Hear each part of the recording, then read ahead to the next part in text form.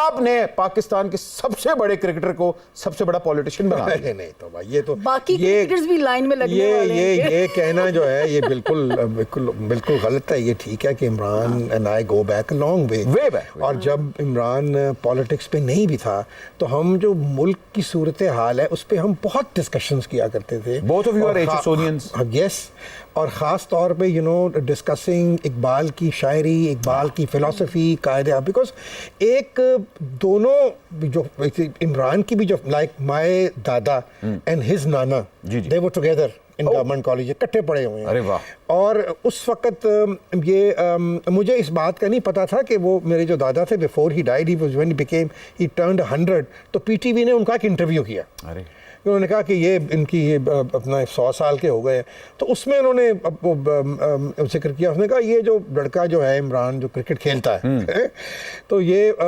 इसके जो अपना नाना थे और मैं, हम इकट्ठे थे और हमने उनको खड़ा किया इलेक्शन में गवर्नमेंट कॉलेज की यूनियन के लिए, ठीक है, और वो इलेक्ट हो गए।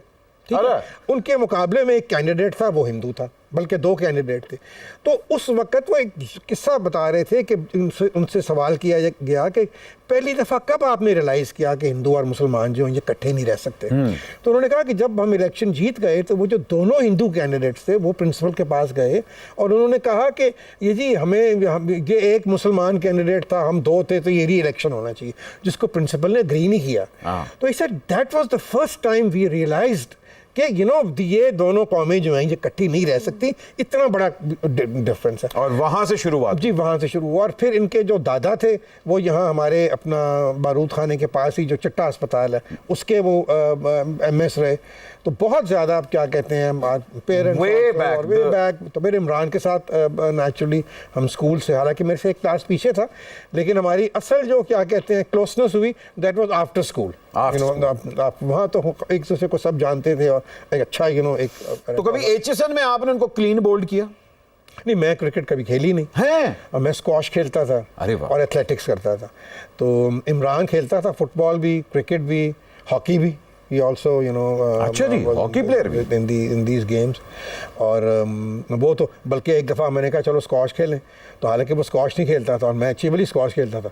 अब मैं स्क्वॉश के लिए ना वो फैंटी मुझे लगाई मैं क्या यार, स्पोर्ट्समैन जो है ना वो स्पोर्ट्समैन ही होता है। हाँ जी, बेशक। तो ये ज़रूर मेरा मतलब है कि ये हुआ कि हमने बहुत सारी चीज़ों को हम डिस्कस करते थे कि यहाँ इस मुल्क में ऐसे होना चाहिए।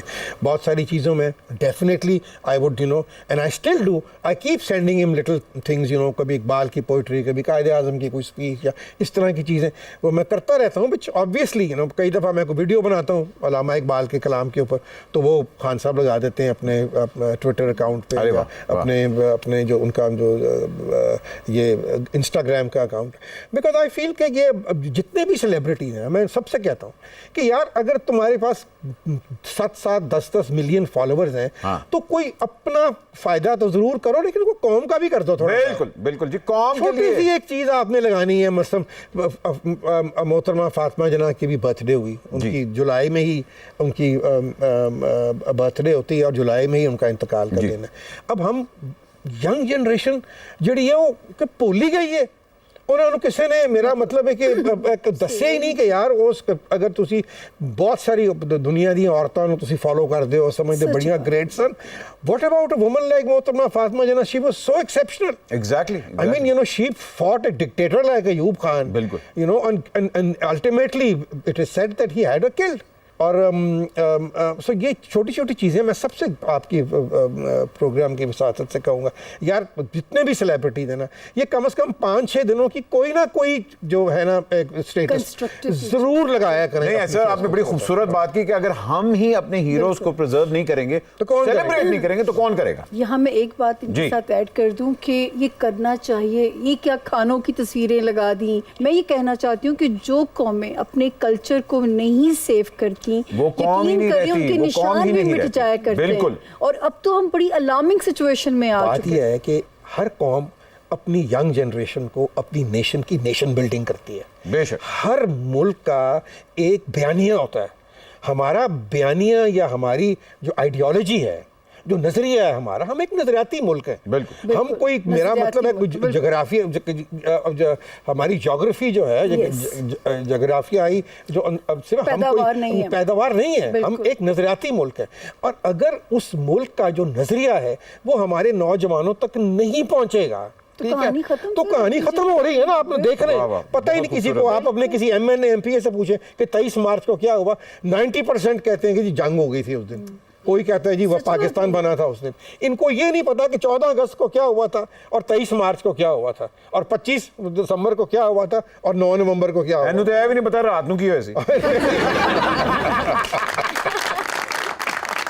बादशाह सलामत का काम ही सोने सोए रहने थे। हाय, क्या क्या क्या जूम आनी बात करती। सौ के उठे उन्हें रोटी मांग लेनी होगी। किरण, यहाँ बातें तो बहुत मजे मजे की हो रही हैं, लेकिन आपको मैं एक रिक्वेस्ट करूंगी कि सुपर ओवर पे और यूसुफ अंकल के लिए और सामिया जी के लिए एक गीत गा दें। अरे ये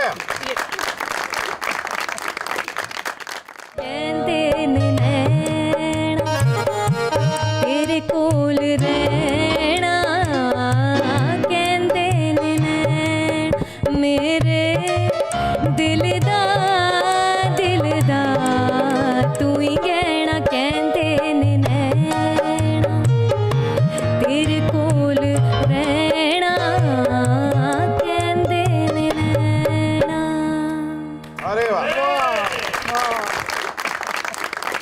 आपके बुजुर्गों ने पाकिस्तान को बहुत कुछ दिया।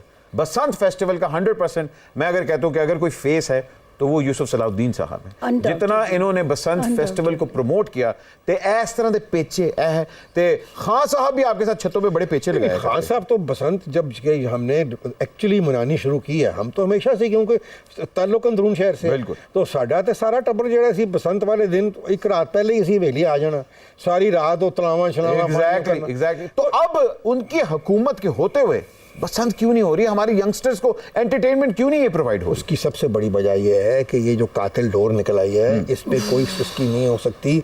मैंने खान साहब से कहा था कि बसंत आप करें, उन्होंने कहा फिर तुम रिस्पॉन्सिबिलिटी उठाओ कि तो अगर कोई कत्ल हुआ तो फिर तुम जिम्मेवार होगे। मैंने कहा ये मैं नहीं कर सकता। तो वाकई जब तक कि, लेकिन फिर भी मैं समझता हूँ कि एक एफर्ट होनी चाहिए। आप इतना बड़ा फेस्टिवल, आज आप जगह जगह जाके तो आप हाथ फैला रहे हैं कि आपको पैसे चाहिए, आपका मुल्क नहीं चल सकता, आपका सब जितने भी बड़े हैं आपके जाके अमरीकनों से कह रहे हैं कि हमें पैसे और दिलवा बसंत दो। में टूरिज्म हमारा बसंत 200% अगर बसंत को इन्होंने एक सेफ फेस्टिवल बनाया होता तो मैं आपको यकीन से कहता हूं कि आज टुडे ये 2-3 बिलियन डॉलर की इंडस्ट्री थी। क्या बात है, बसंत के ऊपर एक महकमा होना चाहिए। बिल्कुल। सारा साल हम प्लान करें, एक साल पहले हमें पता होना चाहिए कि बसंत का, अगर आप बाहर से लोग, अभी तो सिर्फ पाकिस्तानी आ रहे थे, बिल्कुल। अभी तो जब आपके कल को इंडिया से हालात ठीक होंगे तो वहां से तो लाखों लोग आना चाहते हैं बसंत। और आ भी रहे थे, और आ भी रहे थे। यहां तक मैं परवेज मुशर्रफ साहब को थोड़ा सा क्रेडिट जरूर दूंगा कि उन्होंने बसंत को तका स्टार्ट करने की कोशिश जरूर की। मैं एक अगर इसको आपको अहमद, मैं आपको ये बताऊं कि मैं नहीं समझता कि किसी भी हुक्मरान ने इसको ख़त्म करने की कोशिश की, बल्कि ज़ियाउल हक के ज़माने में भी होती थी और परवेज़ मुशर्रफ के ज़माने में भी। मियाँ नवाज शरीफ और इनकी सारी फैमिली, शहरदार ये लोग हैं, सारी ज़िंदगी इन्होंने काइट फ्लाइंग की है, जिस तरह के बाकी सब भी करते रहे। लेकिन ये फिर जब आके ये जो कातिल डोर जब आई है, और ये एक बड़ा एक सैड है कि इसको इस तरह, ये मतलब वो आप सोचें कि वो डोर है कि जिसमें वो धागा इस्तेमाल करते हैं कि जो बुलेट प्रूफ वेस्ट में इस्तेमाल होता है, और उसके ऊपर लोहे का बरोथा और 7 केमिकल्स, वो तो एक तलवार है खुली, तो अब इसके लिए मैं कई सजेशंस दे चुका हूं कि इस तरीके से कर लो। मैं अगर आप कहें तो मैं भी बड़े अरसे से इस चीज को, हम बसंत बचपन से ही मना रहे हैं, और इसका एक सिंपल तरीका ये है, आपकी डोर मोनेटाइज होनी चाहिए कि भाई डोर इन कंपनी से बन सकती है और ये बना सके। दूसरी चीज, आप बसंत जोन डिक्लेयर करें 4 दिन के लिए, ये अंदरून बसंत जोन है।